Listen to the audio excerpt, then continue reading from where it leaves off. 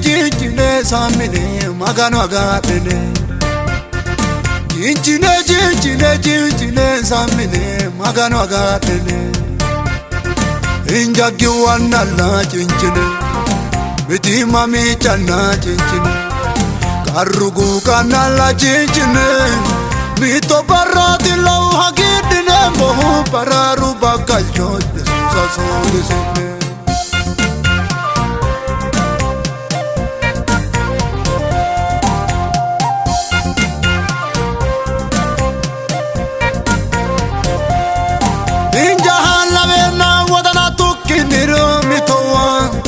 Masisati hika wana kala yine endwete manu.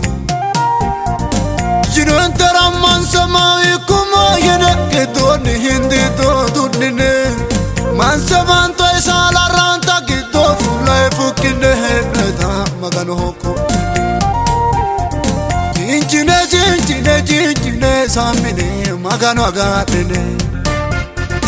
Jinjine samine magano agatene. Injagi wana la jinjine, biti mami chana jinjine. Karugu kana la jinjine, mito barati lau hagidine mohu pararu bakal jodhe sasoli sene.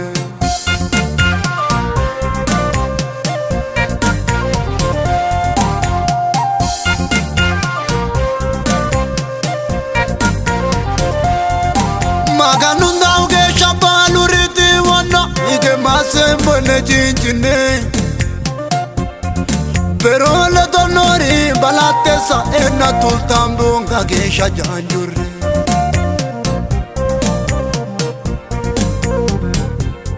Sa gabali kuni isotila yani mishairena hindi to gupine jinjine. Barudano sodo badeu balatalo pero que de Dios Jesus alpesire. Jinjine samine magano agatene. Jinjine samine magano agatene.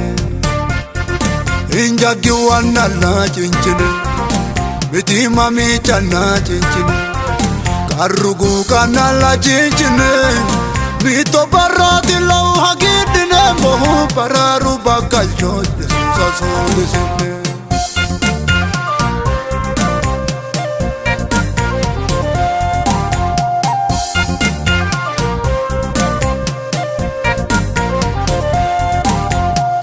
Miti manna karugu kani hede na jinjine gamine.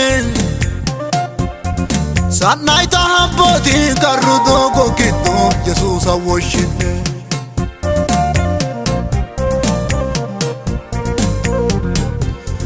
Fula hole hashatili kiyetunse faro habisiro janjurse. Danoti dogo nona atawa Jesus ira malala ya sara hashakiso dise. Jinjine samine magano agatene.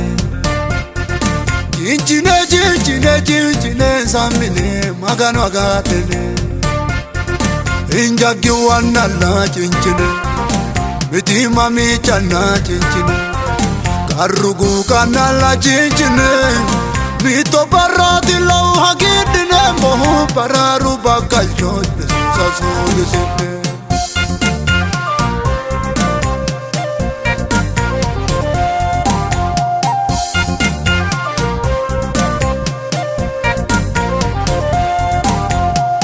Maganu manchira rodo sodo kara injagi wau sinabaluri. Albadan cha sodo tawaraka wote tun sebe wa sina duchuli Ana fotei aje maganu humanchi Ndawalole lano batire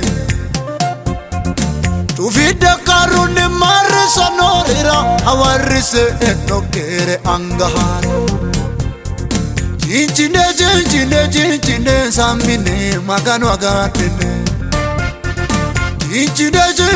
Jinchine sambine maganu agatene Injagi wana la jinchine Miti mami chana jinchine Karukti wana la jinchine Injargi wana la jinchine Miti ma fula holta na la jinchine Aruba tirana jinchine Mito barati lau hagidine Mohu bararuba kayo Yesus asobisi Amen